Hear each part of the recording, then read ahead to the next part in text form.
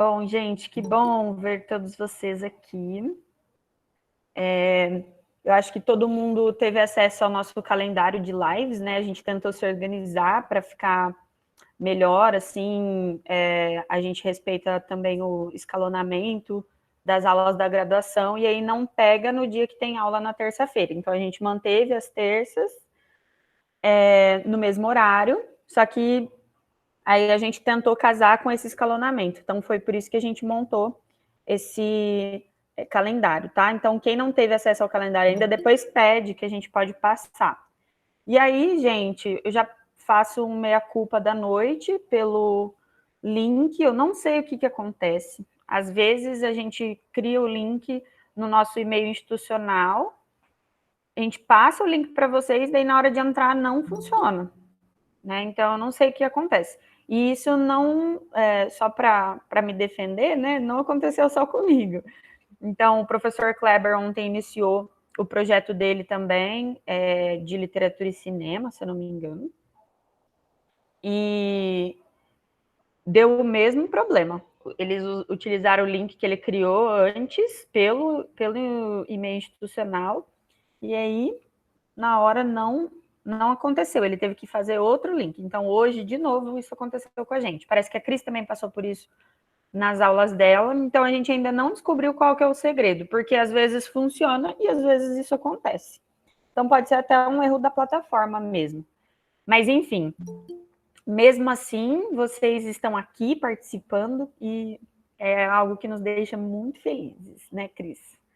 E hoje a gente preparou algo bem bacana, leve, mas nós teremos dois momentos diferentes, né? Talvez eles já estavam, né, no nosso roteiro, só não estava organizado dessa forma. Então, a gente quer começar com algumas curiosidades, né? A partir de hoje, acho que a gente vai tentar seguir esse formato. Então, a gente vai trazer algumas curiosidades e tal. E aí, no final, a gente quer também apresentar para vocês algumas sugestões minhas e sugestões da Cris, de filmes, documentários, seriados, lá no final do nosso encontro. Então, a gente inicia com as curiosidades, daí a professora Cris, hoje, como a gente não tem convidados especiais, a professora Cris vai apresentar uma autora, aí depois eu apresento também, a gente bate aquele papo como de praxe, e no final a gente fala sobre as nossas sugestões, ok? Então, nós vamos fazer mais ou menos assim hoje, vamos ver se der certo, a gente vai seguir um roteiro nesse modelo. Então, eu vou compartilhar com vocês um slide aqui com as curiosidades de hoje. E o que eu preparei foi justamente para a gente entender um pouco sobre o Prêmio Nobel de Literatura. Alguém abre o microfone só para me dizer se está todo mundo vendo a tela? Porque como eu não consigo ver o chat, eu não sei. Tá dando para ver sim. Ai, que legal. Só que, olha só, que coisa mais louca. Alguém está pedindo para entrar e eu preciso autorizar. Calma aí. Pronto, autorizei. E daí agora eu vou ter que continuar, e aí eu só vou parar para autorizar depois que a gente terminar as curiosidades, tá? E se vocês estão vendo, só abre aí de novo para falar para mim se tá. Sim. Sim? Estamos Ok. sim. Que bom. Então, eu peguei esses dados para falar um pouquinho sobre o Prêmio Nobel de Literatura e para a gente entender um pouquinho a premiação separado em gênero e também em continente. Só para a gente entender um pouco como que o cânone vem se movimentando, tá? Então, ele começa em 1901 e desde então nós temos 112 prêmios entregues, né? Como eu coloquei aqui no slide anterior, esses números são até 2019, só até do ano passado, tá? Então, são 112 prêmios entregues. Então, os prêmios, eles foram divididos por duas pessoas 4 vezes. Então, foi em 1904, o prêmio foi dividido entre duas pessoas, em 1917, 1966 e em 1974. Depois eu deixo o link lá para você, se vocês quiserem saber quem foram os ganhadores, tá bom? E 7 anos sem prêmio entregue. 2 escritores já recusaram o Prêmio Nobel de Literatura. Não sei se vocês sabiam disso. Então, em 1958 foi o Boris Pasternak, acho que é assim que fala o nome dele, e em 1964, Jean-Paul Sartre. O primeiro recusou por conta de uma pressão, né, do governo soviético, e o francês Jean-Paul Sartre, ele recusou voluntariamente mesmo, tá? 16 prêmios foram para escritores franceses, mas a língua mais usada daqueles mais premiados foi a língua inglesa. Então, 28 prêmios para escritores de língua inglesa. Não quer dizer que é da Inglaterra, mas é de língua inglesa, tá? Isso é óbvio, mas como professor a gente sempre repete. Aqui, por continente, a gente consegue perceber que apesar do Nobel de Literatura ser um prêmio global, há, né, uma desproporção entre os laureados de diferentes continentes ali, né? Então a gente vê que a maioria é da Europa, né? Então representa, vamos dizer assim, uns 70% do total, né? São da Europa. Então há uma desigualdade bem visível. E a distribuição, quando a gente pensa em gênero, entre os premiados do gênero feminino e masculino é de 12,9% e 87,1%, tá, do total, respectivamente. Então, só 15 mulheres nesse número, 101 homens. E Selma Lagerlof, não sei se é assim que fala o nome dela certinho, o sobrenome, ela foi a primeira mulher a ganhar o prêmio em sua 10ª edição. Então, até hoje, a gente tem essa discrepância entre autores homens e autoras mulheres. E isso é mais um motivo para a gente fazer um esforço para conhecer autoras, né? Então, o Elas por Elas também se justifica por isso, porque muitas vezes a gente se depara com a nossa formação enquanto leitores, né? Eu mesma me questiono sempre, como eu já li tantos homens, né? E agora eu estou correndo atrás para ler mais as mulheres também, porque isso não quer dizer que as mulheres não produzam literatura de qualidade tanto quanto os homens. Pelo contrário, é por conta de uma hegemonia patriarcal que as mulheres foram silenciadas por algum tempo, né? E aí a gente começa a descobrir quanto as mulheres são tão boas quanto, né? E podemos dizer que algumas melhores até, né? E aí, todos esses dados eu tirei do site da TAG Livros, e aqui está o link, eu vou até copiar e colar depois, vou até copiar e colar depois para vocês, tá? E aí vocês podem acessar.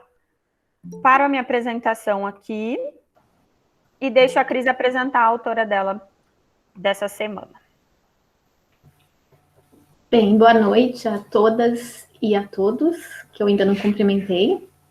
E eu só queria fazer um comentário a respeito dessa estatística das mulheres premiadas com o Nobel, porque quando você falou disso, eu fiquei curiosa para saber quantas mulheres foram premiadas com o prêmio Camões, que é o mais importante prêmio da literatura de língua portuguesa, né, que premia aos autores brasileiros, portugueses, moçambicanos, angolanos, e eu nunca tinha visto toda a lista, né, e aí, por curiosidade, eu fui pesquisar.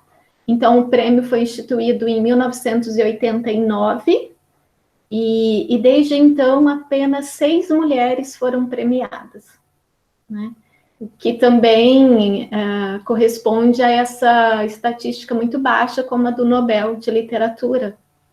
E aí a gente percebe, né, que se trata de escolhas hegemônicas e de escolhas também muito políticas, né? Então é algo para refletir, para pensarmos um pouco nessas escolhas, que elas não são baseadas exclusivamente nos valores literários, muitas vezes, né? Eu acho que de uns anos para cá isso vem sendo ressignificado, mas durante muito tempo as escolhas foram, como a Jordana falou, mais hegemônicas. Então a gente precisa também ficar sempre atento a essas escolhas.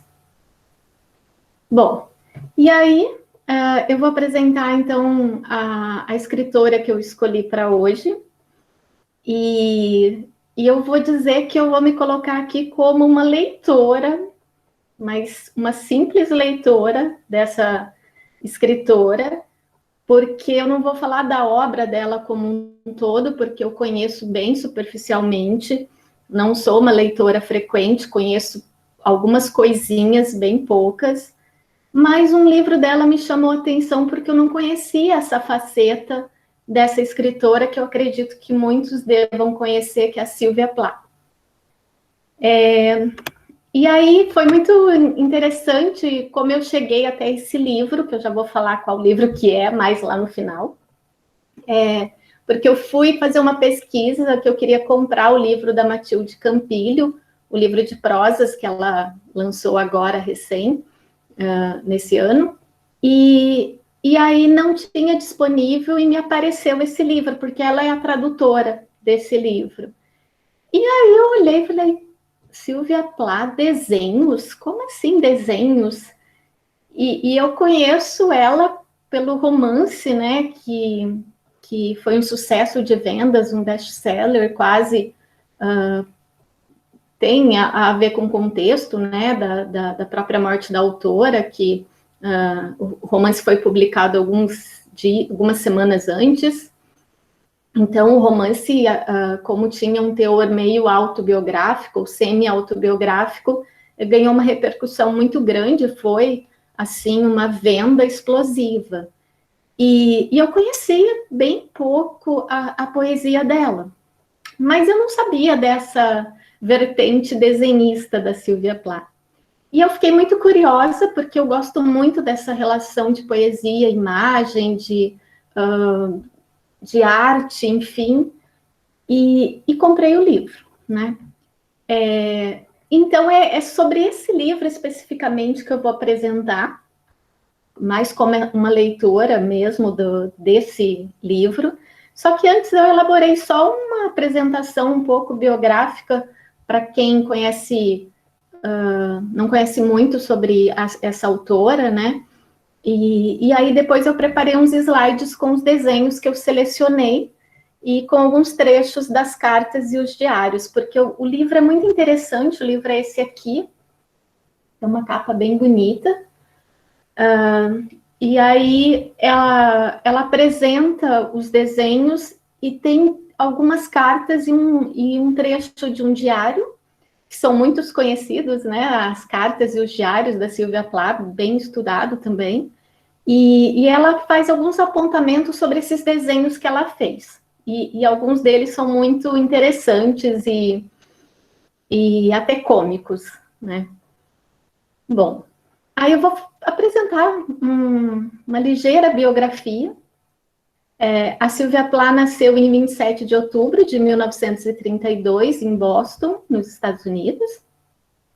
E ela cometeu suicídio aos 31 anos de idade, né, em 63, um suicídio que foi bastante trágico. Ela tinha se separado alguns meses antes do marido, e ela se mudou para um apartamento, para uma casa em Londres, com os 2 filhos, um casal, e na noite em que ela decidiu, então, dar fim à sua vida, ela trancou os filhos no quarto, colocou toalhas molhadas nas portas, abriu as janelas, deixou comida para os filhos, e aí ela se dirigiu até a cozinha, depois de ter tomado uma série de medicamentos, e ligou o gás, né, do fogão e enfiou a cabeça no fogão, e aí ela morreu, asfixiada, mas também por causa dos medicamentos, né?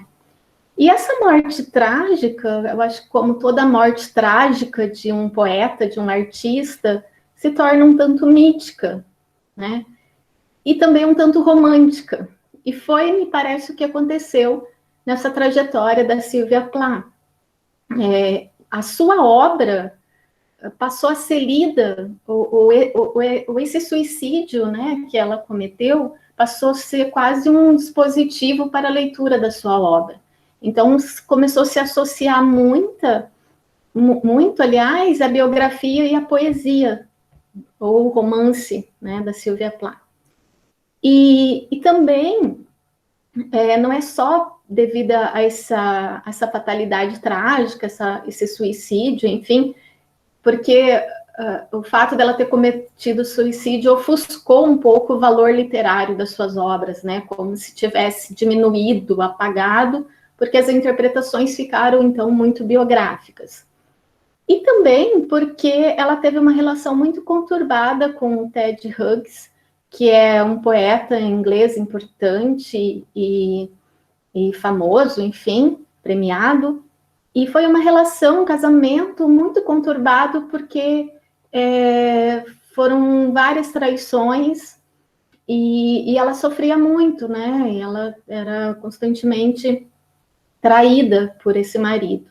E ela já tinha um histórico anterior de depressão, de melancolia, né? E esse casamento aí muito difícil, complicado, agravou um pouco esse estado depressivo da Sylvia Plath.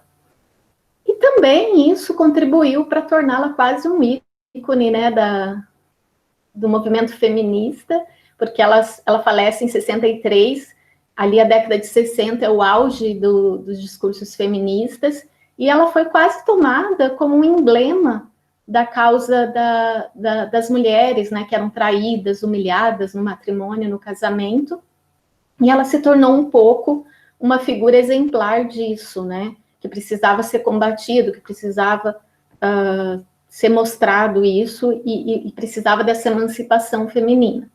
Então, a obra dela sofreu interferências de leitura devido à morte trágica pelo suicídio e também por essa leitura enviesada aí do feminismo, que não foi, às vezes, a mais correta, colocando-a como uma vítima do matrimônio, ou desse marido que a traía constantemente. Bom, mas não é sobre a temática do suicídio, da depressão, da tristeza, nem é sobre a romancista, nem sobre a poeta que eu gostaria de falar, né? Eu gostaria de apresentar essa outra faceta da Sylvia Plath e também uma vertente dessa escritora que é mais diferente um pouco da sua poesia, porque ela me parece muito entusiasmada com a vida, com as coisas, com seus projetos, com as suas leituras, com a sua escrita, com o próprio casamento ali que estava iniciando. E aí, então, ela se mostra muito feliz, muito animada, muito produtiva, muito inspirada, até pelo marido também. Esses desenhos desse livro aqui em especial foram feitos em 1956, que foi o ano que ela se casou com Ted Hughes, né? Então, o início do casamento, os primeiros anos de casamento, me parecem que eram mais felizes, né? Do que depois as constantes traições foram se acentuando e aí as crises do casamento foram aumentando. Mas esse ano de 56, ela está muito motivada, ela está muito feliz. E numa carta escrita a uma amiga, ela diz o seguinte: ele, o Ted Hughes, me fez voltar a escrever e desenhar depois de um mau inverno. Aqui talvez ela estaria se referindo a uma tentativa de suicídio acontecida 3 anos antes, né? Então ela diz, não, ele me fez, então, voltar à vida, a ter paixão pela vida, pelas coisas, e ele a incentivava também a desenhar. Isso fica evidente aqui nas cartas e depoimentos que a própria Sylvia Plath escreve, tá? E aí, então, muitos desses desenhos foram nessa fase de felicidade, na fase de quando ela se casou, então, com Ted Hughes. Alguns foram feitos na lua de mel, que ela teve uma lua de mel pequena, assim, ficou quase 2 meses viajando, né, assim, Ela ficou um mês na Espanha e um mês na França, mais ou menos. Então, alguns desses desenhos foram produzidos na lua de mel e outros depois desse recém-casamento. E o livro, então, ele aparece dividido entre 4 partes, que eu já vou mostrar aqui nos slides para vocês, e vem intercalado com cartas que ela escreveu para a mãe, para o marido, e com uma página do seu diário, em que ela faz referências aos desenhos, tá? Os desenhos só vieram a público, alguns foram publicados, ela conseguiu vender para jornais, enfim, na época, ilustraram revistas também, mas eles só vieram a público, só se tornaram conhecidos em 2011, então é algo bastante recente. Que aí a filha que detém os direitos autorais da mãe que concedeu a publicação desses desenhos, tá? Eu vou compartilhar aqui os slides para vocês verem alguns desenhos que eu selecionei. Eu só abrir aqui.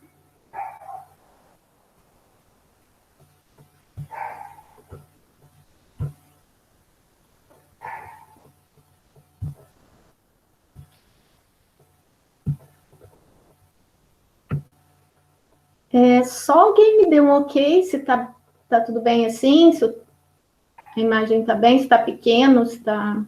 Posso aumentar? A gente está vendo, Cris, só que eu acho que seria legal você colocar em modo de apresentação. Expandir tudo, né? Uhum. Assim. Isso. Então tá. Bom, então, esses desenhos foram produzidos em 1956 e ele vem dividido em 4 partes. Os desenhos da Inglaterra, desenhos da França, da Espanha e dos Estados Unidos.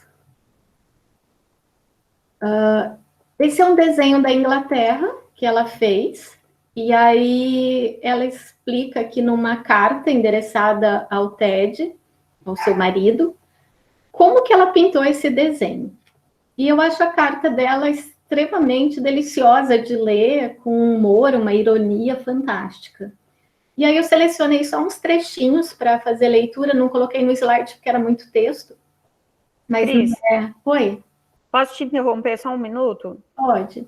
Eu não sei se está aparecendo assim para todos, mas para mim está aparecendo ainda uma faixinha ali do seu PowerPoint.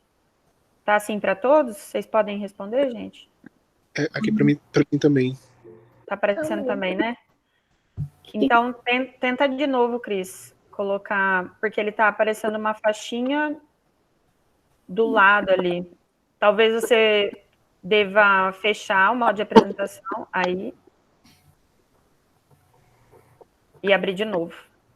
Tá, peraí. Que eu não sei muito bem fazer isso, mas vou tentar.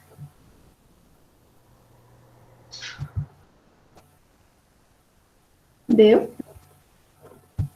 Oh, não, desculpa, não é esse aqui, não.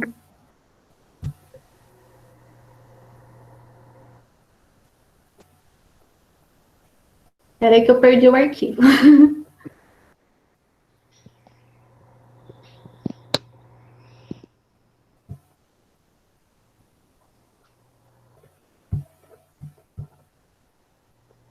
Gente, o arquivo desapareceu.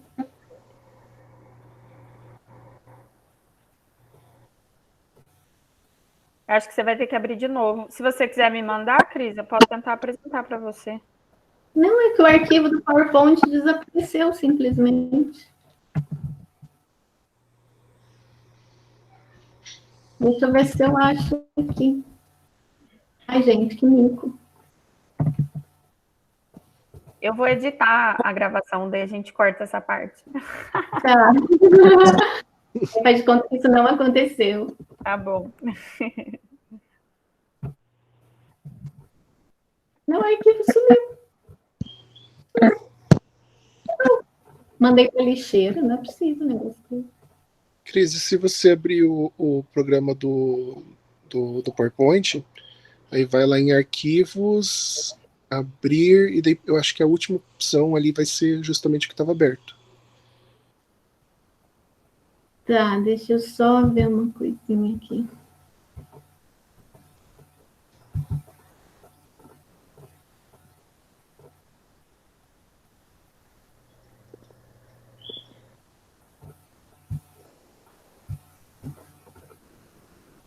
Ai, não acho. Meu Deus. E ali no iniciar, Cris, se você for no iniciar e digitar o nome do seu arquivo? Eu já digitei, já tentei, mas é que eu não sei o nome do arquivo. Aí eu coloquei Silvia Plath, coloquei elas por elas, não apareceu nada.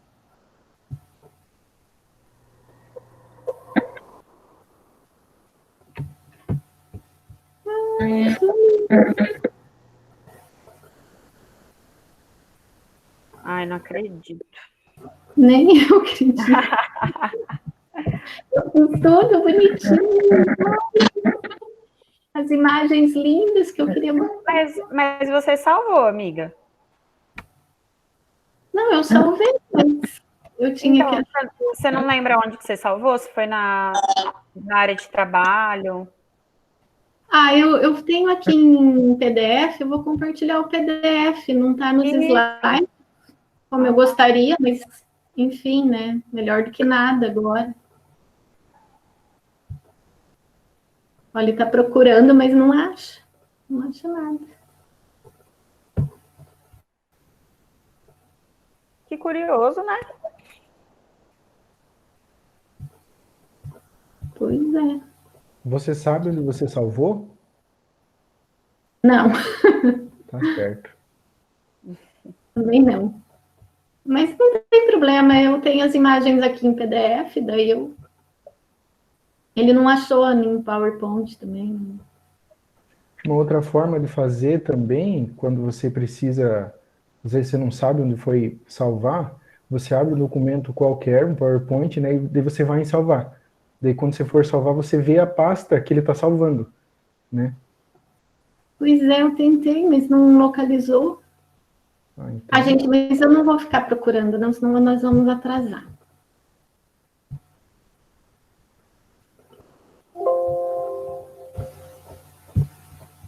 Eu não acho. Eu vou mostrar aqui em PDF mesmo, tá? Tudo bem, Cris. Não vai ficar tão legal, mas enfim.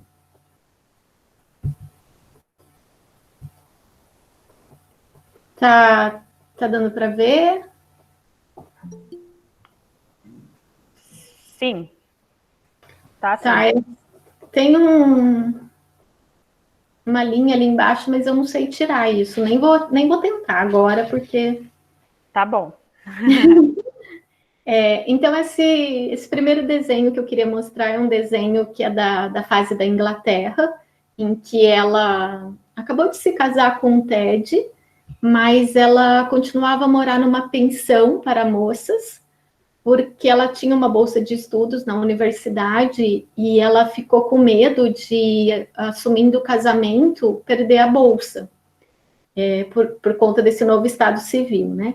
E daí, então, ela não morar numa pensão, e aí ela diz o seguinte, antes de falar desse desenho em específico, tá?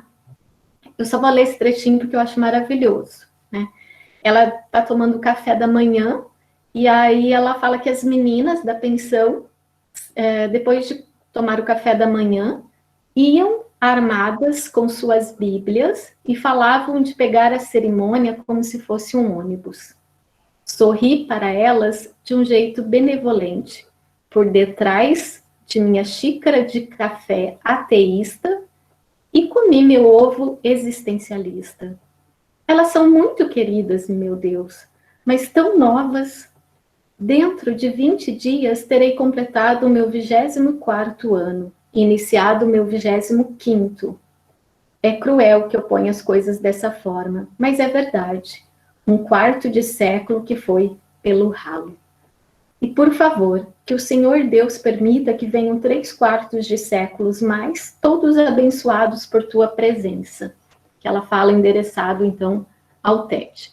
Aí, sobre esse desenho específico, ela conta, né, que terminou o café da manhã, em que foi dar um passeio ali perto da pensão, numa área mais campestre, E daí, então, ela diz que caminhou e se sentou numa relva verde e alta, no meio do esterco de vaca. E desenhei 2 vacas, minhas primeiras vacas.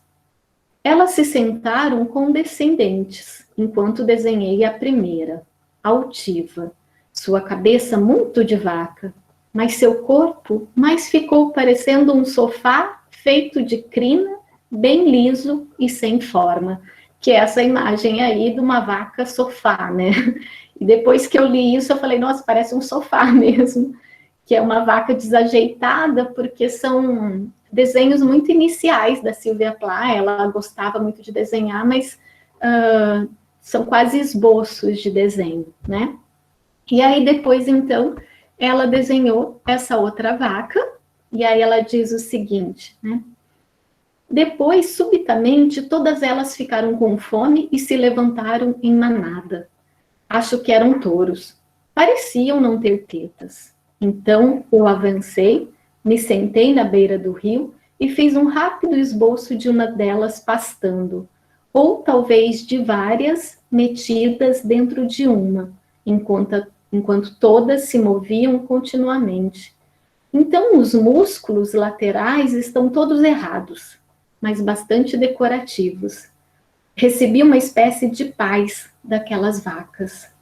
Que curioso olhar contemplativo elas me lançaram. Que maravilhosamente colossais cagadelas e mijadelas.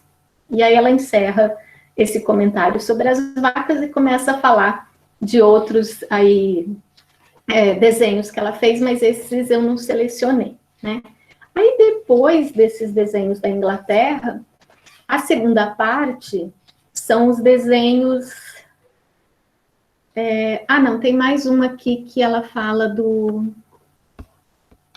dos cardos, que ela diz o seguinte, tá até na contracapa aqui do livro. Da minha caminhada de ontem, eu trouxe comigo um cardo roxo e um ramo de dentes de leão. Eu fiquei assim com muita pena de não ter o desenho de dente de leão, porque eu amo dente de leão. Eu queria comprar um buquê na floricultura de dente de leão, sabe? Mas não tem, né? E aí ela diz, então, que desenhou esse cardo roxo, que é esse desenho aqui. Os desenhos são feitos a lápis, a caneta e a nanquim. E aí ela os desenhou com grande e amoroso detalhe. Também fiz um desenho bastante ruim de um bule e de umas castanhas, mas irei melhorar com a prática. Desenhar, e é isso que me chamou a atenção, me dá uma sensação de paz tão grande, mais do que a oração, os passeios ou qualquer coisa. Consigo fechar-me totalmente na linha, perder-me nela.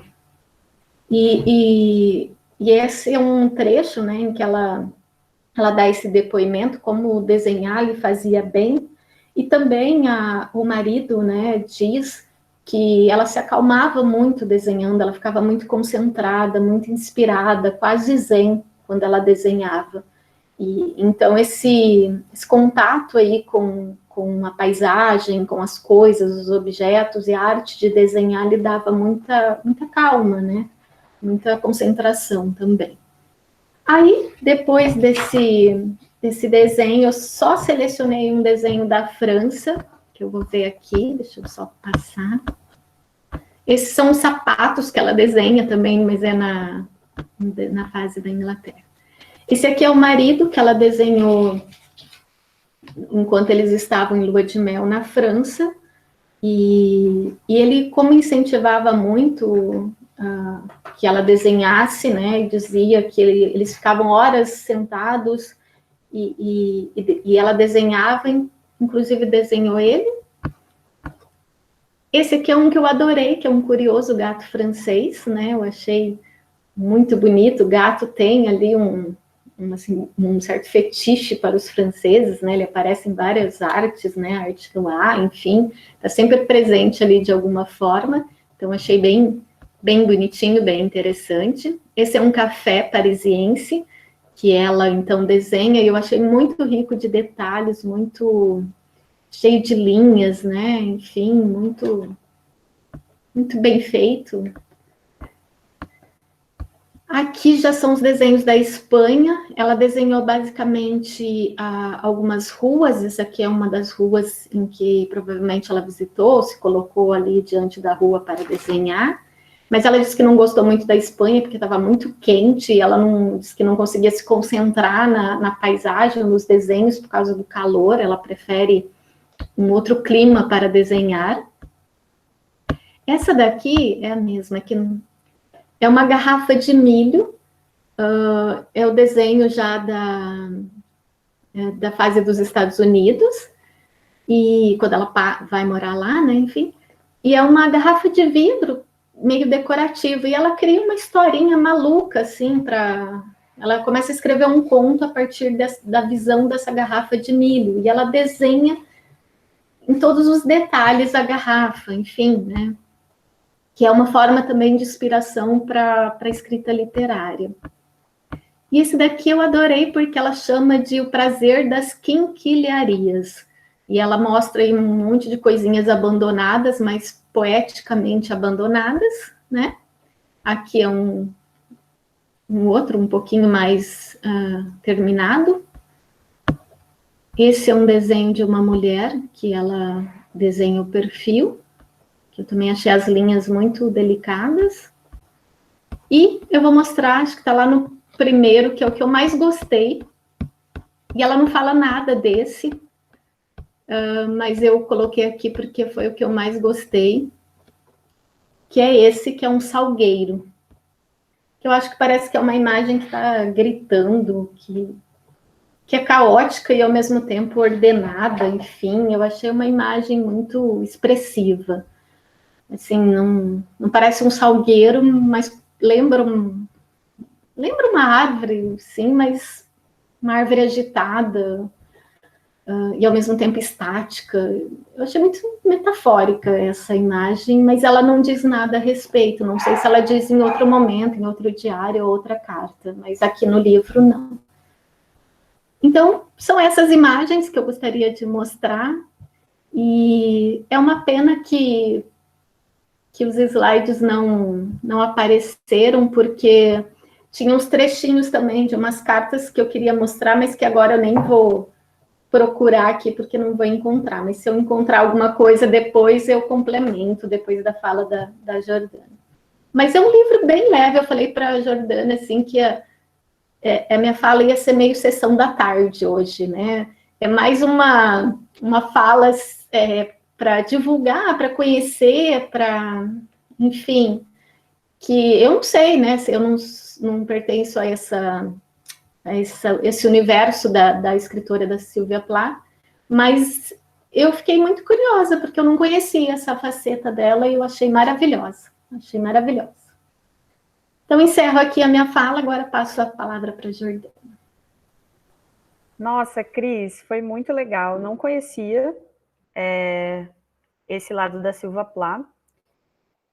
E, para mim, foi muito rico. Muito obrigada por ter apresentado. Eu também quero conhecer agora esse livro de desenhos, porque eu acho que o desenho, acho que todo tipo de arte é poético, né? E ele conversa com a gente. O texto imagético também conversa com a gente, né? Então, eu acho que foi muito legal. A Aline está perguntando para você, Cris, se você já leu A Redoma de Vidro dela.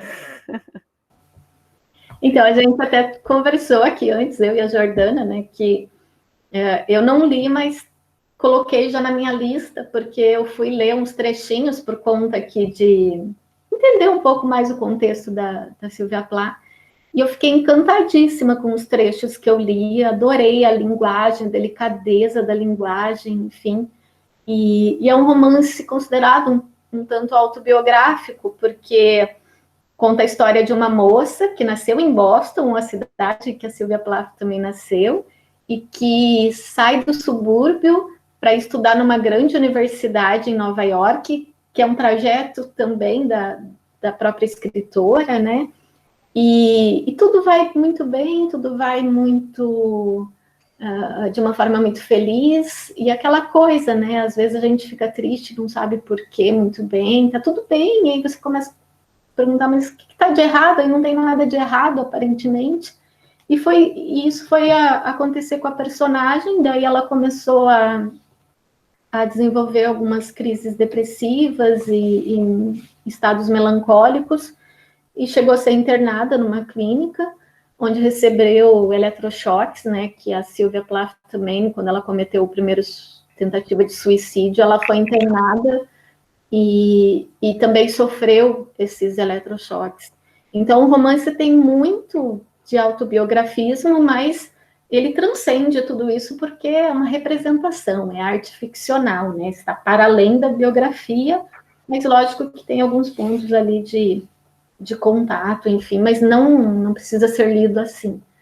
E aí eu fui pesquisar alguns trechos, achei formidável a linguagem, né? Tradução, claro, mas uma tradução primorosa, não sei de quem é ali, tenho até que olhar com cuidado isso, porque achei muito bonita, cheio de metáforas, né? Ela faz uma metáfora do futuro como uma figueira, nossa, uma coisa linda, linda, como se cada desejo dela fosse um galho da figueira, enfim. Nossa, eu achei um romance, me parece muito extraordinário, já está na minha lista aqui de próximas leituras. Prof, estão perguntando aqui se tem algum filme sobre ela. Você sabe essa informação? Pois é, essa parte aí, meio de mídia, eu sou uma negação, sabe? E aí, pesquisando rapidamente aqui, eu vi que me parece que tem um do Woody Allen, só que eu não me lembro o nome e eu não anotei, porque eu achei que eu não ia esquecer do nome. Que tem alguns pontos... Pesquisando aqui, mas... é o de 2003? Paixão Além de Palavras?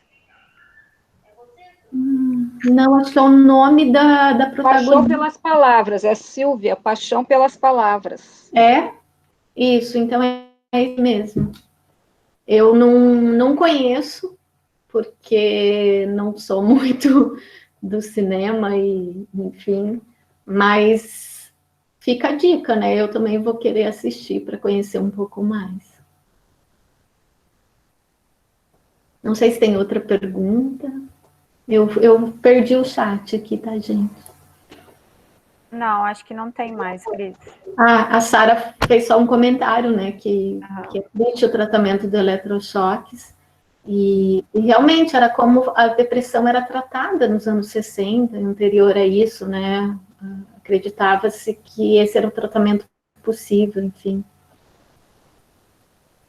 E a própria Sylvia Plath sofreu isso também.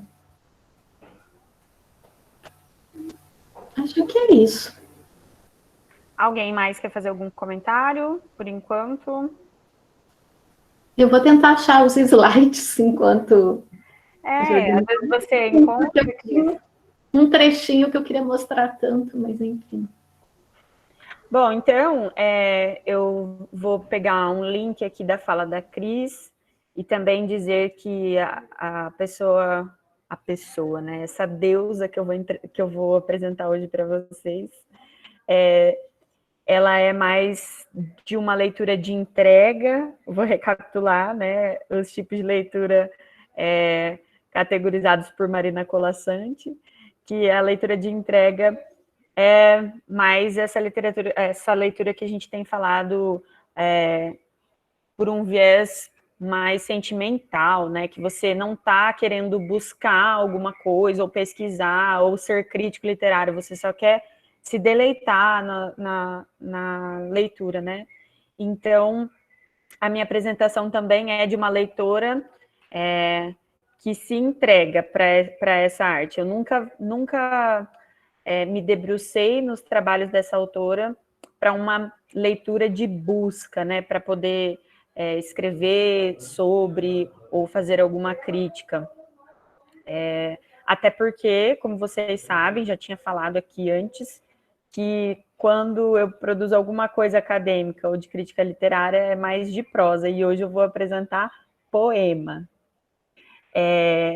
Então, a autora que eu decidi trazer essa noite é uma autora que tem conversado comigo muito nas últimas semanas. Estava falando até para a Cris que eu estava com a ideia de apresentar outra, mas aí eu estava com tanta conexão com essa autora, eu falei, não, eu acho que eu vou apresentar essa autora, embora eu acho que todo mundo já a conheça, mas se eu conseguir, né, conquistar mais um leitor dessa autora, pelo menos que seja um, a minha vida já teve sentido, que é a Emily Dickinson. Não sei se vocês a conhecem, tá? Então, a Emily Dickinson, um dos críticos e biógrafos dela mais famoso, que é o Harold Bloom, ele a compara como o Shakespeare dos Estados Unidos, né? Então, ela é muito importante na poesia estadunidense e do mundo, né? Ela é uma autora canônica hoje em dia, mas nem sempre foi assim, né? Então, ela nasceu em 10 de dezembro de 1830 e ela morreu no dia 15 de maio de 1886, de nefrite. E ela... Engraçado, porque eu não sabia que seria da mesma região, Cris, porque ela é de Amherst, que é perto de Boston. E ela viveu muito tempo lá. Ela viveu e morreu na mesma cidade. E a Emily Dickinson não teve fama enquanto viveu, né? Publicou pouquíssimos poemas em vida. Foram publicados, se eu não errar aqui o número, por volta aí de uns 10 poemas só, mas ela deixou por volta de 1.800 poemas, tá? 1.800 poemas, quase. E quem achou esses poemas foi a irmã dela, a Lavínia Dickinson, né? Depois que a Emily morreu, ela encontrou. Ela escrevia em pedaços de papel, ela escrevia por tudo, né? E aí ela compilou a obra dela sozinha e ela encadernou à mão. Ela encadernou à mão a obra dela e ela guardou. E a época em que ela viveu não era positivo, por exemplo, uma mulher de família, porque a família dela era uma família abastada, o pai dela muito envolvido com a política, eles tinham, né, uma reputação na cidade, enfim. E não era bem visto que uma mulher publicasse ou que produzisse poema, né? E aí ela não fez isso. Alguns biógrafos, né, apostam em várias teses aí do porquê que ela não publicou de fato. Mas há, então, essas histórias, né, em volta da vida dela que indicam que ela não publicou por conta dessa pressão daquela época e também porque ela não se sentia representada. Enfim, tem várias especulações. Eu não sou expert na biografia da Emily Dickinson, mas foi basicamente isso. Tudo que ela escrevia, até as cartas, pode ser entendido como até poemas em prosa, porque tudo tem poesia, tudo que ela escreve tem poesia. E o que eu lembro bastante de uma frase dela que me marcou muito, e isso fica reverberando assim na minha cabeça por muito tempo, até hoje, assim, foi quando ela disse o seguinte, eu vou falar em inglês, como ela disse, e depois a gente faz uma tradução aproximada, tá?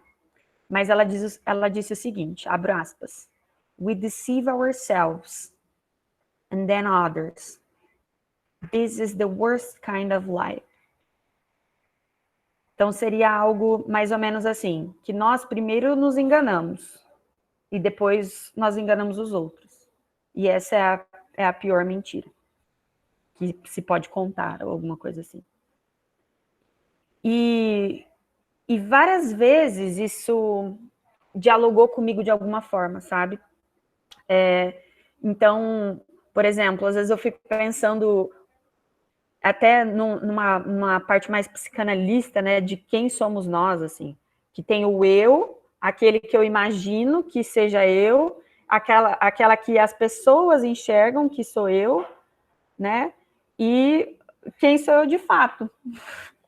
E aí, nesse jogo, o que é que eu estou enganando a mim mesma, e depois com isso eu engano as outras pessoas, ou enfim, em vários momentos da minha vida, essa frase dela me pegou de jeito, assim, sabe? E eu começo a pensar e filosofar sobre essas coisas. Então, é uma coisa bem pessoal. Mas ela fala na obra dela, pelo pouco que conheço, nunca tive o prazer de ler todos os 1.800 poemas, por volta de 1.800 poemas dela, mas o que eu consumi de Emily Dickinson e pude fazer de uma pesquisa rápida é que há muito da formação dela religiosa, por exemplo, né? Não de uma forma que isso reflita que ela tem uma formação religiosa e que ela segue ela, mas que reflete esses aspectos religiosos, porque ela vem de uma formação protestante, puritana, né? E reflete como ela lidou com isso na sua existência. E é muito legal ver esses resquícios e esses reflexos nos poemas dela.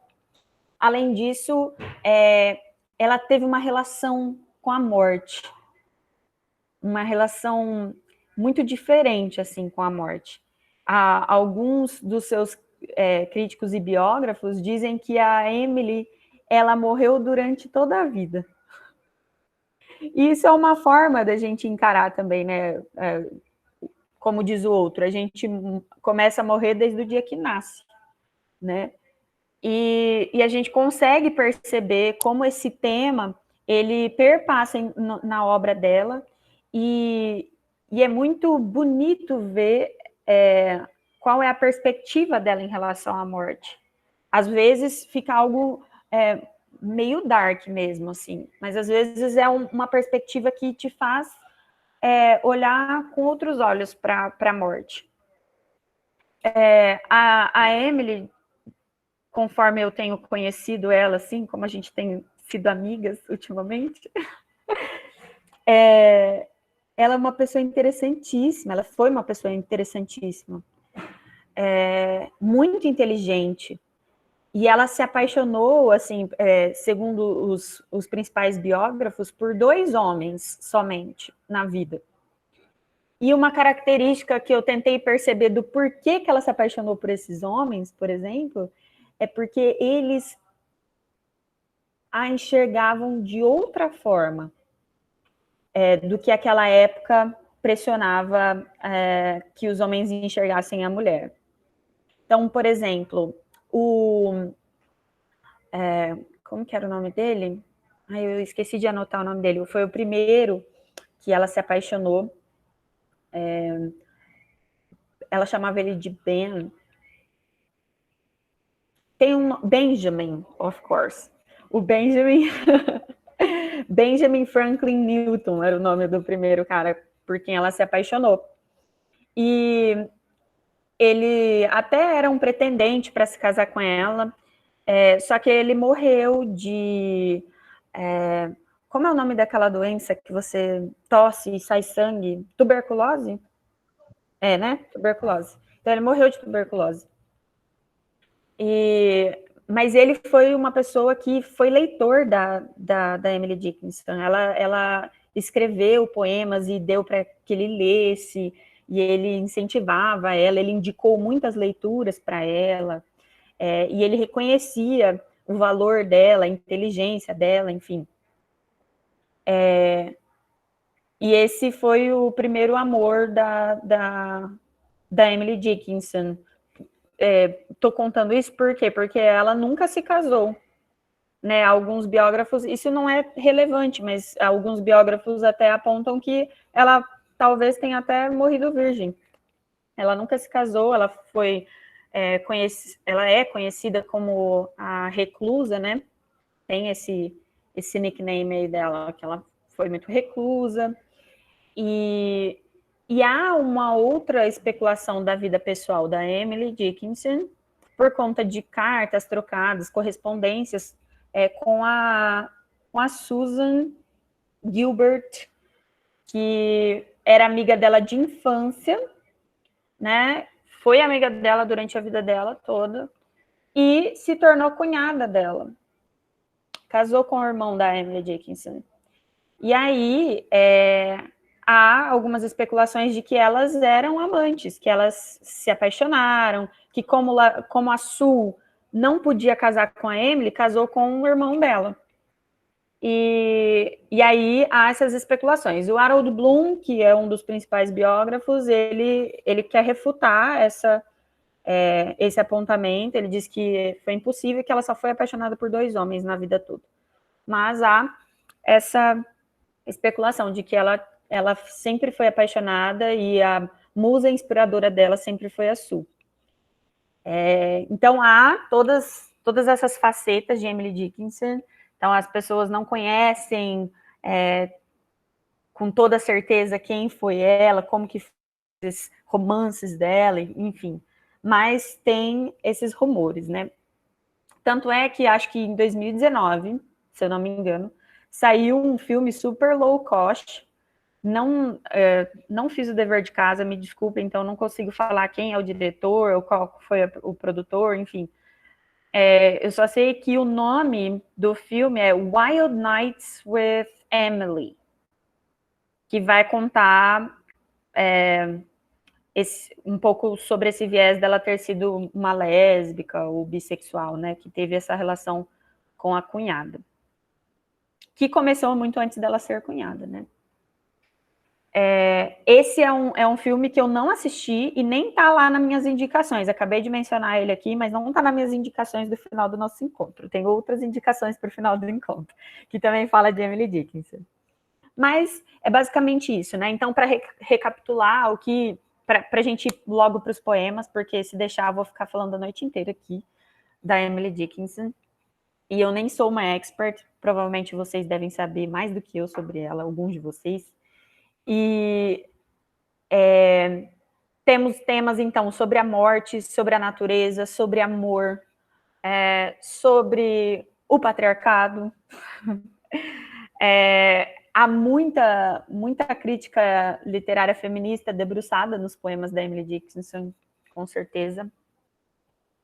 E eu vou deixar para... Eu não sei se eu escolhi os poemas certos, na verdade. Porque, assim, todos os poemas que eu conheço eu gostaria de ler, mas não tem como, né? Então eu peguei mais ou menos alguns mais famosos. Eu tinha separado uns 10, mas eu não vou ler 10 aqui, né? Então eu coloquei uns 3 ali. E aí depois, se vocês se interessarem por ela e gostarem dos poemas, vocês podem procurar. Uma coisa que me incomodou bastante, que eu não sabia, porque como vocês sabem que eu sou professora de língua inglesa e de literatura de língua inglesa, então a Emily Dickinson eu sempre li na íntegra, né? Eu lia em inglês. E aí hoje, quando eu fui procurar e ver algumas traduções, gente, tem tantas traduções, e tem traduções assim que você fala, nossa, perdeu o negócio, sabe? E tem outras que ficaram muito boas. E aí eu não sei se eu encontrei as melhores traduções, sabe? Então tem algumas até que eu encontrei uns tradutores mais respeitados assim, mas eu acho que se vocês escavarem, né, procurarem, vai lá no Google, procura melhores tradutores de Emily Dickinson, talvez vocês encontrem as melhores traduções mesmo. Mas pelo que eu vi, ela foi uma poeta que valeu a pena ter várias versões de tradução, porque as traduções elas vão melhorando, né? Elas acontecem, principalmente de literatura canônica. Por que as pessoas continuam traduzindo, né? Porque há essa demanda. Às vezes não dialoga mais com aquele período que a gente está vivendo, e aí a gente vê que há uma tradução melhor, então você vai lá e aposta, né, numa tradução. Então, o pessoal do inglês aí que se quiser se aventurar, né, na tradução literária, é uma boa. Às vezes vocês podem encontrar os poemas da Emily Dickinson aí que não estão traduzidos de uma forma tão relevante para vocês, ou aceitável, né?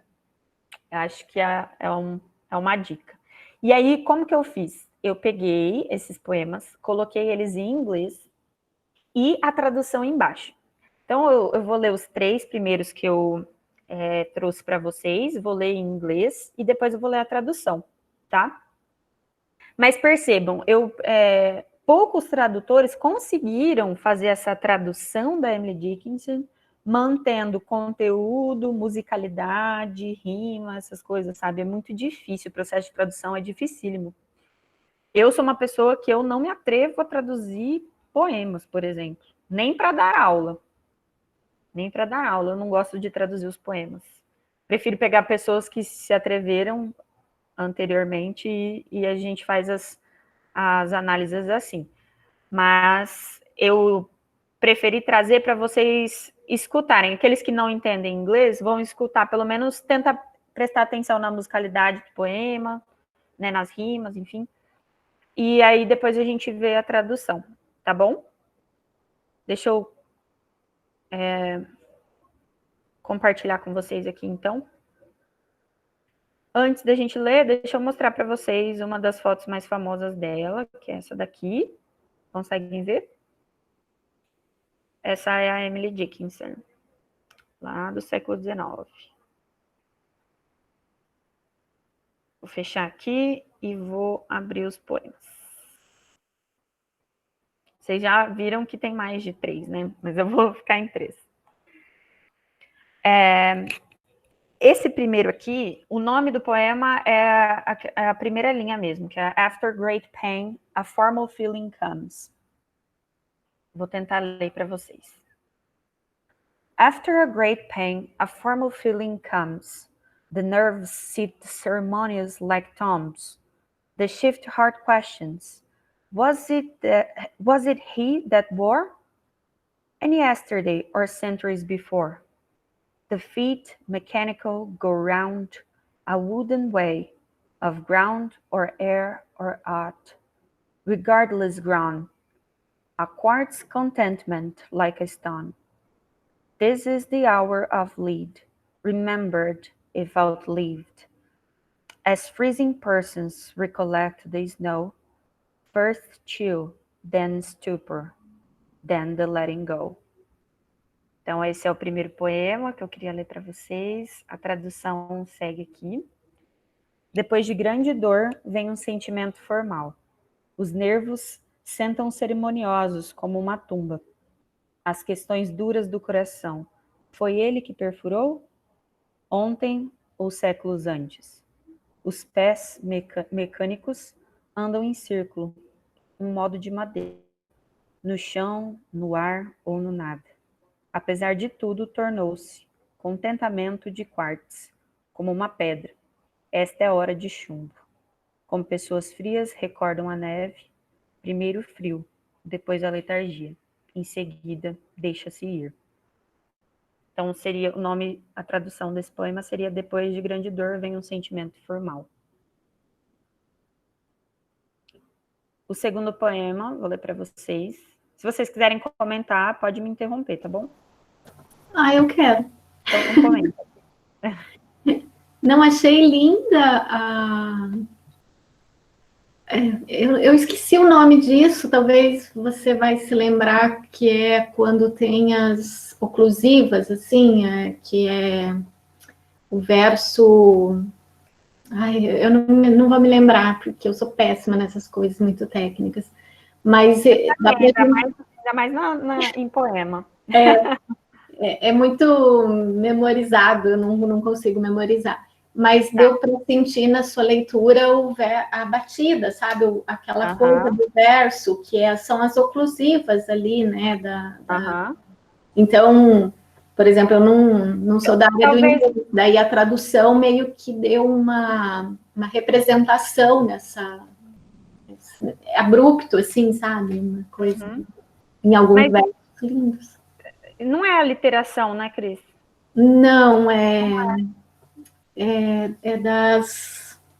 É coisa de fonética, então... Então deixa para lá. Vamos falar só da literatura. Tá bom. Então, pode continuar o seu comentário, Cris. Então, no inglês, isso fica mais... E daí a tradução que você escolheu ilustrou isso, né? Porque a temática ali tem a ver com a sonoridade. Então, eu que não sou da área do inglês, eu senti o ritmo. Depois a tradução representou esse ritmo através das palavras que eu conheço. Então, achei bem, bem bonito o poema. Legal. Vamos lá, mais um.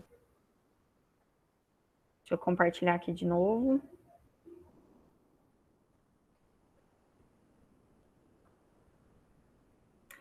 Esse aqui, quando eu estava buscando os poemas, eu encontrei uma tradução que eu achei a melhor, mas eu perdi ela e eu não consegui mais achar. Porque eu estava com tantas abas abertas, então aqui tem aqui, ela é boa também, mas eu acho que não é a melhor. E aí, o poema é There's a certain slant of light. There's a certain slant of light, winter afternoons, that oppresses like the heft of cathedral tombs. Heavily hurt it gives us. We can find no scar, but internal difference where the meanings are. None may teach it, any. The sealed despair, an imperial affliction sent us of the air. When it comes, the landscape listens. Shadows hold their breath. When it goes, 'tis like the distance, on the look of death. E essa é a tradução. Há uma certa obliquidade na luz das tardes hibernais, que oprime feito peso dos cânticos nas catedrais. Com um celeste golpe nos fere, e não lhe achamos a cicatriz. Apenas uma diferença interna, lá onde jazem os sentidos. Inalterável essa luz, é signo de desesperança, é a aflição majestosa dos altos ares baixando. Quando chega, fica atenta à paisagem, e não mais respiram as sombras. Quando parte, é como a distância que no olhar da morte se encontra. Eu gosto bastante desse também. Alguém quer comentar esse aqui?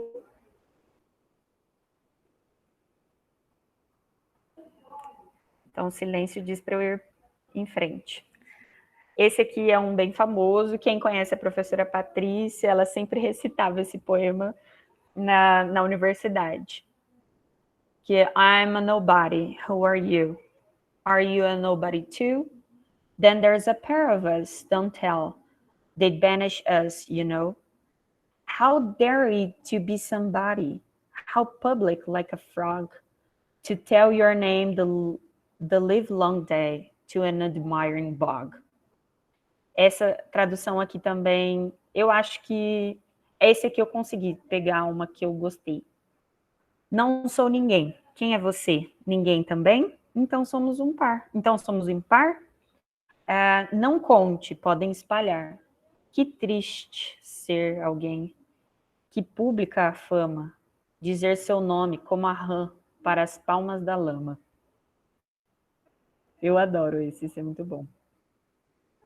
Alguém quer comentar esse? Eu quero dizer que era o único que eu conhecia. Ele é bem famoso esse. E esses daqui eu não peguei o... eu vou ir para esse aqui, ó. Esse aqui tem o original, ó. I Died for Beauty é o nome desse poema. I died for beauty, but was scarce, adjusted in the tomb, when one who died for truth was laying in an adjoining room. He questioned softly why I failed. For beauty, I replied, and I for truth, the two are one. We brethren are, he said. And so, as kinsmen met at night, we talked between the rooms, until the moss had reached our lips, and covered up our names. A tradução é essa daqui. Morri pela beleza, mas na tumba mal me tinha acomodado, quando o outro, que morreu pela verdade, puseram na tumba ao meu lado. Baixinho, perguntou por que eu morrera. Repliquei pela beleza, e eu pela verdade, ambas a mesma. E nós, irmãos, com certeza. Como parentes que pernoitam juntos, de um quarto a outro conversamos, até que o musgo alcançou nossos lábios e encobriu os nossos nomes. Esse poema aqui, eu peguei ele até porque eu acho que esses dois temas, né, da beleza e da verdade, acho que eram coisas que eles davam muita importância na época em que ela viveu. E eu acho que esse jogo que ela fez nesse poema é muito interessante. Mas nós não vamos fazer análises aqui, né? Eu acho que não dá tempo para isso. Mas, enfim. Deixa eu voltar aqui. Esses eram os poemas que eu queria compartilhar. Tem outros ali também. Se der tempo... Não, eu vou deixar vocês procurarem, se vocês quiserem ler mais, tá bom? Tinha mais outros lá que não tinha o original. E esse último até quero me desculpar, porque eu acho que a minha leitura em inglês não foi tão boa. Em português ficou melhor. Mas é isso, gente. Eu espero que vocês... Já vi que tinha uma pessoa que não conhecia, então a minha vida faz mais sentido agora. Pelo menos mais uma pessoa vai conhecer a Emily Dickinson, que é esse fenômeno. Ela é uma deusa mesmo. De compilados... Nath, eu posso passar para você. Eu não sei de cabeça agora. Eu tinha anotado, mas não está aqui nessa minha agenda, está em outro. Mas eu passo sim. Eu conheço os títulos em inglês, tá? Tem o pessoal que quiser procurar em português. Tem alguns compilados. Da LPM, né? Tem uma editora assim, né? LPM? Então, a LPM parece que publicou algumas coisas dela. E de inglês é que a Nath lê. Tá bom, Nath, depois eu passo para você. Vou ver onde que eu anotei. Tá? Fechou. Bom, essa era a minha fala de hoje. Eu só queria apresentar a Emily Dickinson para quem não conhecia. E deixo aberto se alguém quiser fazer algum comentário. Eu quero, mas eu vou esperar alguém se manifestar primeiro. Aí, se ninguém falar nada, eu vou comer.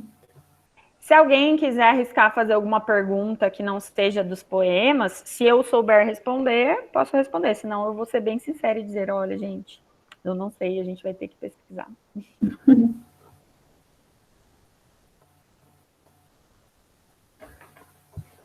Deixa eu comentar, então, não é especificamente sobre os poemas, mas a partir daquela apresentação inicial que você comentou sobre essa questão até freudiana, né, desses vários eus que existem numa única só pessoa, e depois você falou da questão da morte. Eu achei lindíssima aquela expressão, né, de que ela foi morrendo todos os dias, não sei se é bem assim. E aí, por estar ali no contexto do final do século XIX, eu me lembrei muito de Schopenhauer, né? Me lembrei até do nascimento mesmo da psicanálise, do próprio Freud, do Jung. Jung vem depois um pouco, mas, sabe, dos estudos do inconsciente que nascem ali no final do século XIX. E aí, não sei se você tem essa informação, mas foi algo que me despertou uma curiosidade, se ela teve, de certa forma, alguma influência, se você chegou a ler sobre isso, se ela foi influenciada por algum filósofo em especial, porque a filosofia desse século XIX também é muito... até o próprio simbolismo, né, nas escolas literárias foi influenciado muito pela filosofia. Então, não sei se ela teve alguma leitura de filósofo, se você sabe, assim, se ela teve essa influência maior de algum. Cris, eu não sei te dizer se teve de fato, mas pelo que eu sei da pesquisa biográfica que eu fiz, bem rápida, né, é que ela era uma leitora ávida, assim, ela tinha acesso a livros, né, a família dela era rica, então eles tinham biblioteca em casa, ela tinha acesso. Então, pode ser que sim. O que eu sei é que ela era influenciada pelas escolas literárias da sua época, assim, então ela lia muito isso, né? Mas te dizer se exatamente, não sei. Mas pode ser que sim, né? Ou posteriormente, talvez, eu não sei se a crítica psicanalista, assim, também se aproveitou ou fez uso da obra de fazer essas análises, né? Enfim, não sei. Até porque há essa especulação também da sua sanidade mental, né? A Emily Dickinson teve também alguns problemas de ser compreendida, se era parte do seu jeito de ser ou se era alguma doença mental mesmo que ela tinha para alguns comportamentos. Então, não sei. E também achei bem curioso que você falou que a própria a escrita dela não poética é poética, né? Eu achei também isso muito aqui na Sylvia Plath, nos comentários que ela faz sobre os desenhos, sobre a paisagem.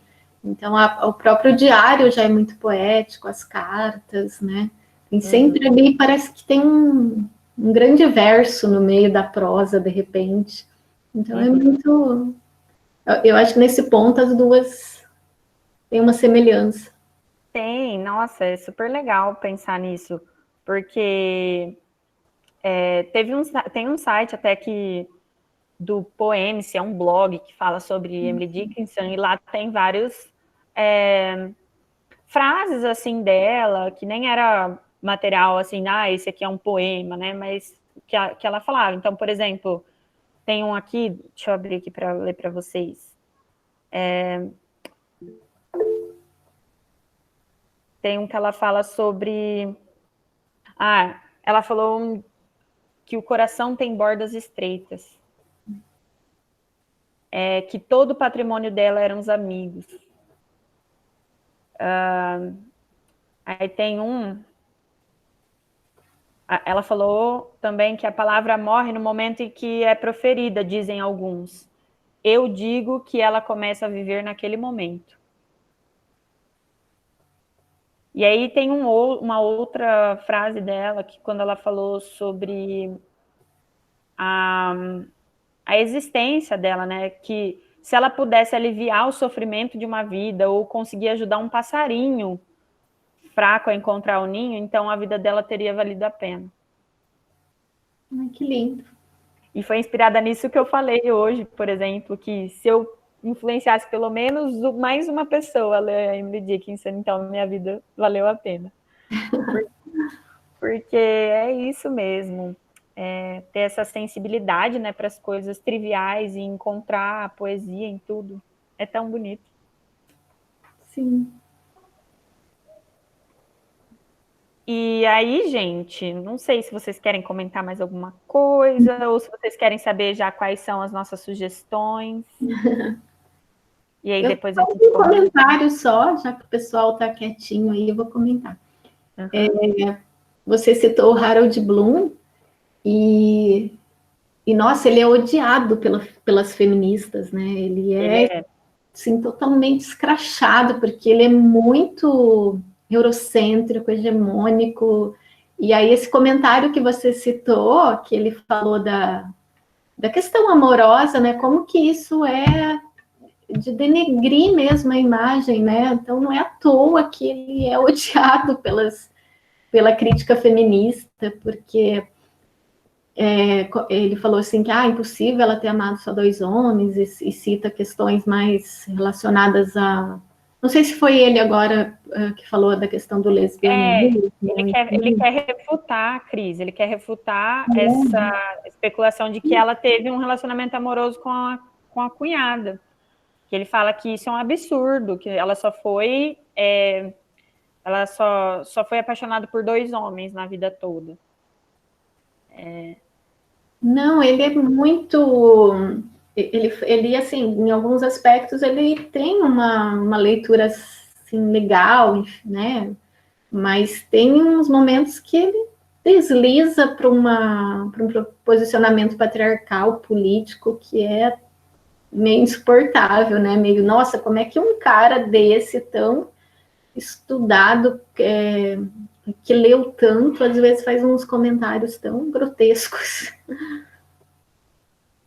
Não, mas só isso que me ocorreu, né? Que não sei se acho que foi naquele evento que a gente foi sobre as mulheres na Federal, no ano passado.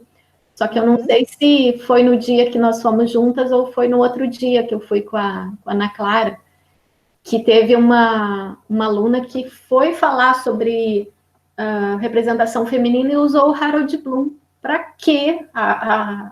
Quem estava assistindo detonou ela, assim, sabe? E todo mundo, quem é sua orientadora? Tipo, sai correndo, né? Não dá para usar Harold Bloom para fazer um estudo de representação feminina, né? Mas só me lembrei disso daí.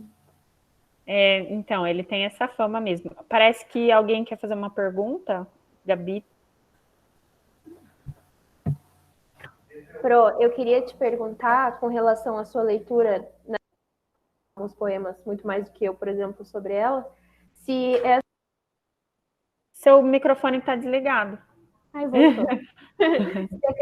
Se essa questão com relação à cunhada dela pode ser que tenha algum indício em algum poema que você leu ou não, e assim, sabe, alguma pista, alguma coisa, ou se nada a ver? Olha, eu acho que tem...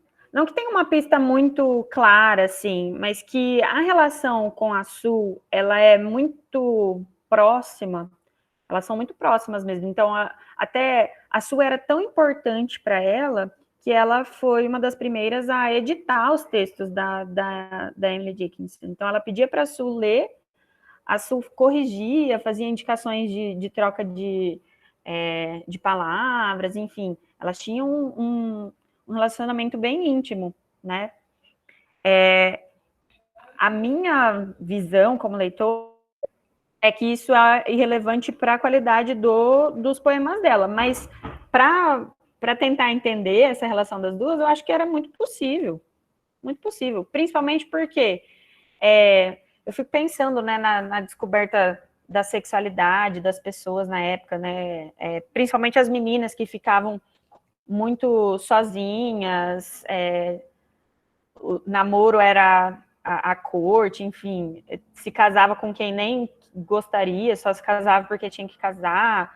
Então, todas essas questões eu fico imaginando que elas poderiam ter se apaixonado mesmo, né? Elas poderiam ter se apaixonado, ter vivido um amor, vários poemas, eu acho que foram para Sul, eu acho que foram para Sul.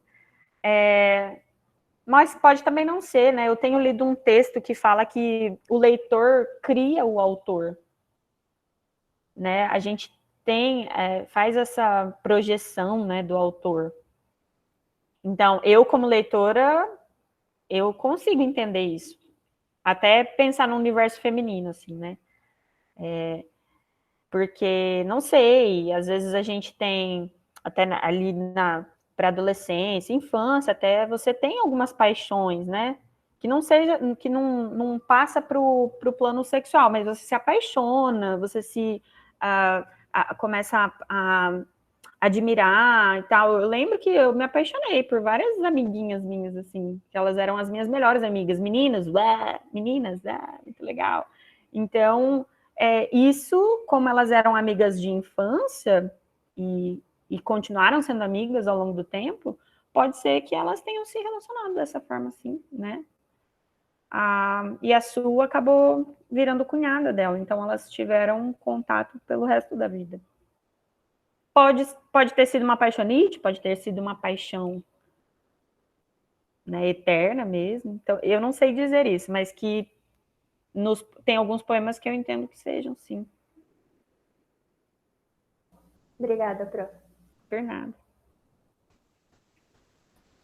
Sim, queria só fazer um comentário, como é interessante quando as vidas femininas são muito intensas, ou são fora dos padrões, são fora das convenções.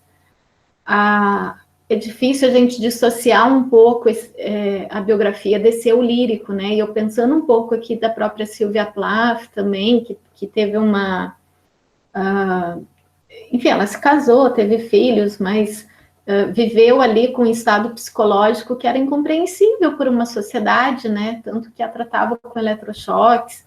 Ou fico pensando um pouco na poetisa portuguesa Flor Bela Espanca, que no início do século XX casou-se uma vez, divorciou porque não estava feliz, depois casou de novo, se divorciou de novo, teve 3 casamentos, né, numa época em que o casamento era para sempre, mesmo se a mulher fosse infeliz, não teve filhos, quer dizer, ela fumava em público em demasia, quer dizer, teve um comportamento feminino que foi fora dos padrões, né.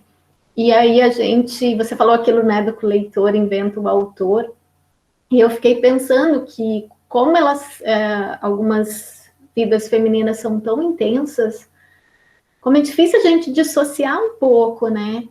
Só que eu acho que também não há uma dissociação completa. Aquilo que a Patrícia falou numa conferência uma vez, né? Acho que foi até da Jornada de Letras, que muitas vezes os elementos biográficos trazem luz para o texto literário, iluminam um texto literário, não que explicam totalmente, né? Isso que a Gabriela também estava comentando na pergunta, e você falou, e como que isso é interessante, né? A gente perceber como essas vidas tão intensas criam uma obra tão complexa ali, que você também não consegue totalmente pensar só no texto literário. Parece que a biografia, de alguma forma, os fatos biográficos, eles estão ali diluídos, e não dá mesmo para dissociar, né? Eu acho interessante, Cris, até pautada ainda na pergunta da Gabi, é que, eu não sei, às vezes eu fico tentando entender, né, as relações, assim, e como isso é muito possível, né, como que é muito possível a gente pensar nelas enquanto num relacionamento mais romântico e amoroso, enfim, entre a Emily e a Sue, né? Eu penso que se naquela época elas já enfrentavam, né, tanta repressão por serem mulheres, porque a Emily, ela tinha um espírito rebelde, assim, né, então ela não aceitava as coisas, ela queria ser poeta, ela enfrentou o pai dela várias vezes, né, para viver as coisas, ela foi empurrada várias vezes para se casar com pretendentes e ela declinou, enfim, ela queria ir para a faculdade, ela queria estudar coisas que não eram reservadas para as mulheres, espaços que as mulheres não podiam ocupar, né? E a pessoa que mais a entendia, que eu acho que compreendeu esse espírito livre e que viveu tão recluso, foi a Sue, foi essa amiga. Então, é interessante, sabe? Até por detalhes bem simples, assim. Às vezes eu fico pensando, nossa, eu lembro que era muito mais fácil uma amiga minha entender o que eu estava passando durante a TPM do que eu tentar explicar para o meu namorado o que estava acontecendo. Então, há esses female bondings, né? Você vai conectando. E aí, quando a gente sente com mais idades, mais coisas, e ela não se interessava por ninguém, porque a vida dela já tomava tanto tempo que ela não tinha tempo para se casar, ela não tinha tempo para fazer outras coisas. Então, eu acho que era muito mais fácil e muito mais gostoso se aproximar de alguém que a entendia, que a compreendia seu universo e, né, e dava um feedback positivo, era alguém que estava ali do lado dela.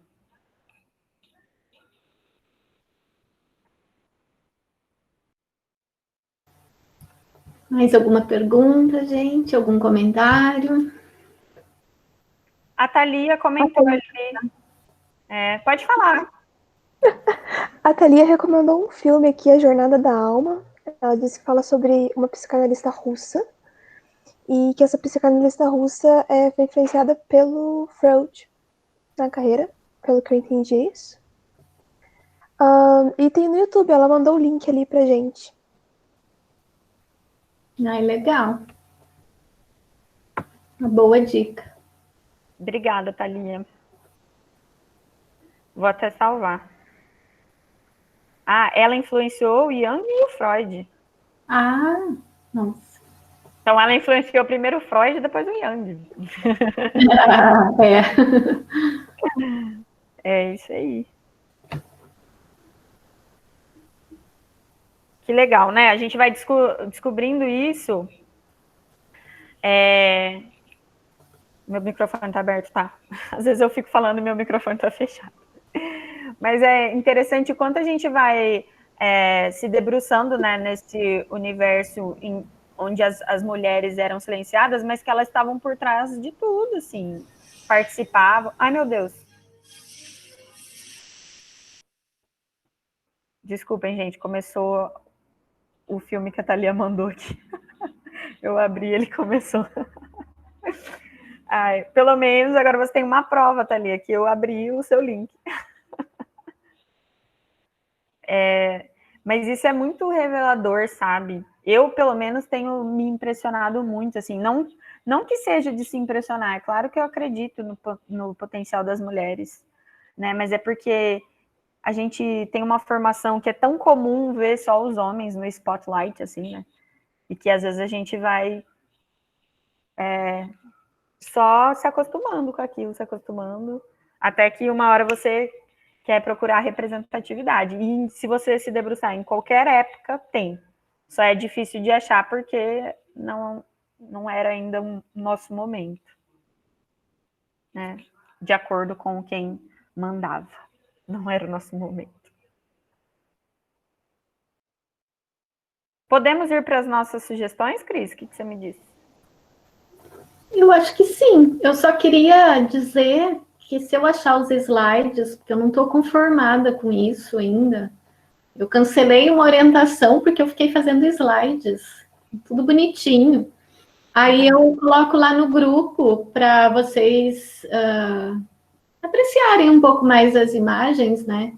E tem uns trechinhos também que eu queria destacar das cartas do diário, então fico aí de enviar depois, tá? E aí acho que agora podemos passar para as indicações.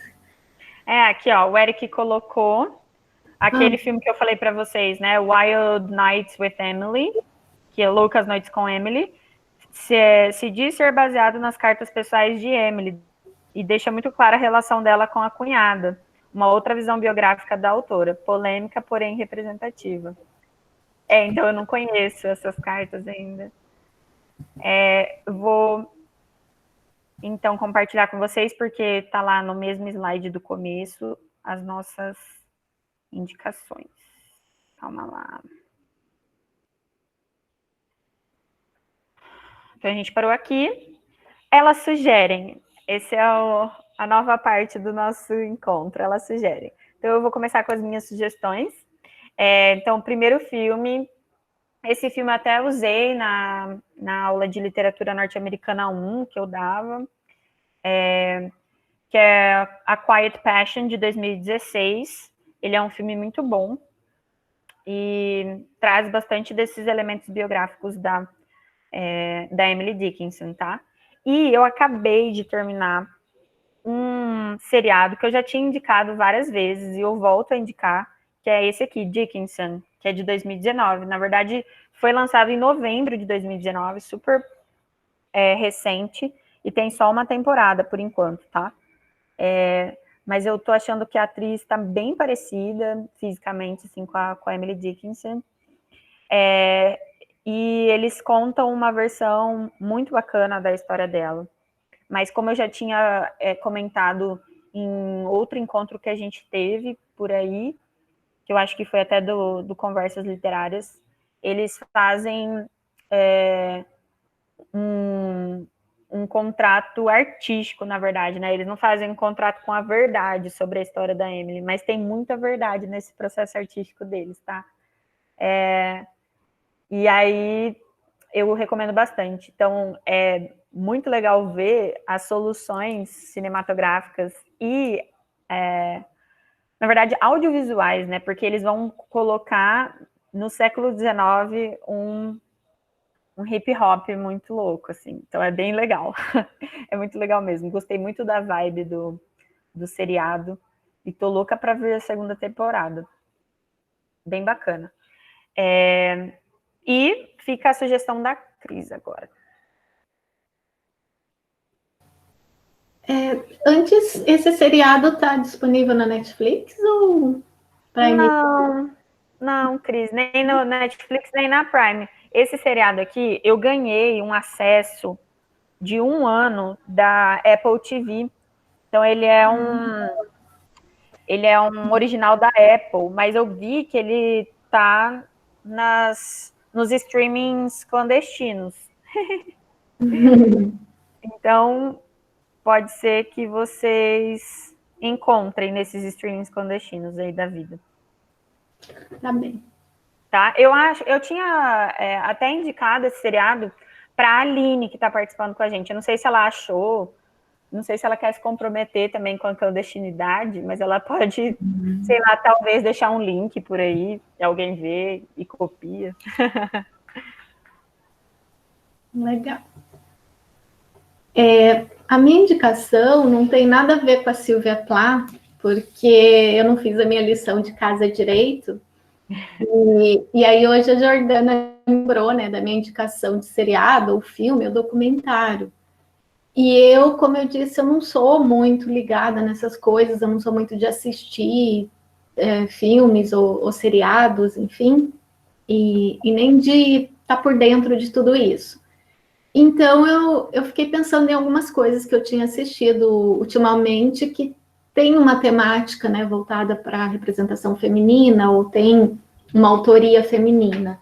E aí eu gostei muito desse documentário que venceu o Oscar de curta-metragem em 2018, que foi produzido por uma diretora indiana, que eu vou provavelmente pronunciar o nome errado, Raika Zetabishi, alguma coisa assim. E ele conta, basicamente uma história sobre a menstruação. E conta como a primeira menstruação das meninas numa pequena comunidade na Índia provoca o abandono escolar dessas meninas, porque elas não têm absorventes, elas não podem comprar absorventes, e aí, ao ir para a escola, elas têm dificuldades para ir ao banheiro, por exemplo, porque elas são meio que vigiadas. Uma das meninas conta um depoimento que os meninos ficam olhando e rindo. Há vários depoimentos de meninas que, porque como elas usam paninhos, né, para se protegerem, ocorre vazamento, e aí elas são humilhadas, são ridicularizadas, riem delas, e elas têm, então, que abandonar a escola pelo simples motivo de ficarem menstruadas, né? E aí também passa, em alguns momentos, uma entrevista com os meninos, e a jornalista ali, a documentária, não sei, pergunta o que eles pensam sobre a menstruação, e eles dizem, é uma doença que as mulheres têm todo mês. Isso choca, né? Em pleno século XXI, os homens ainda acreditarem nisso, né? E daí tudo nessa comunidade, os homens indianos lá, tá, Luiz? Só eles lá daquela comunidade, da cultura deles, ainda bem. E aí tudo muda porque um homem leva uma máquina de fazer absorventes para as mulheres dessa comunidade, e elas então conseguem fabricar os seus próprios absorventes e conseguem vender com um preço muito mais acessível também. Então elas se tornam empreendedoras, empresárias, e aí isso muda completamente a vida das meninas, das mulheres dessa pequena cidade na Índia. Eu até fiquei arrepiada aqui, né, como aquilo que a gente falou de simples coisas, né? De salvar, às vezes, uma pequena borboleta, uma pequena flor, e como que isso faz uma diferença fundamental na vida daquelas meninas, né? Então, eu acho que é um documentário muito interessante, que mostra bem como que esse simples acesso a uma coisa tão básica que é para a gente, né, que é o absorvente, para elas faz uma diferença fundamental. Aí até conta a história de uma delas que está fazendo concurso para ser policial, que é o sonho dela. Então é muito interessante o documentário, e eu deixo aqui minha indicação desse documentário, que vale muito a pena. Tem na Netflix, eu vi na Netflix, não sei se tem em outra plataforma aí, tá? Mas fica a minha dica. É isso. Legal. Cris, para falar a verdade, eu conheço esse documentário, eu vi alguns trechos dele, mas eu não assisti ele inteiro ainda, então eu vou fazer isso no próximo fim de semana, com certeza. Ainda bem que você indicou ele de novo. É muito bom mesmo. Muito bom. Que legal. Gente, então, se vocês não vão comentar mais nada, a gente gostaria de ouvir vocês mais. Eu gostaria que ela colocasse o nome do documentário aqui direitinho. O nome do O nome desse documentário? documentário que ela falou da Índia. Deixa eu colocar aqui na tela de novo, então, daí você copia lá. Mas acho que é Quebrando o Tabu, né? Absorvendo o Tabu. Ó, o tabu. tá vendo aí? Absorvendo o Tabu. Ah, tá, eu procuro na net. Obrigada, viu, meninas? Por nada. Imagina, a gente agradece. Acho que é isso. Ficou com 2 R's. Vai salvar o seu aqui do seriado, né? Ah, tá, do seriado. Já vou salvar aqui, que depois que sai o chat acaba. Eu vou escrever aqui, ó, Dickinson. A gente pode também compartilhar no grupo. Tem alguém aqui que está participando que não está no grupo?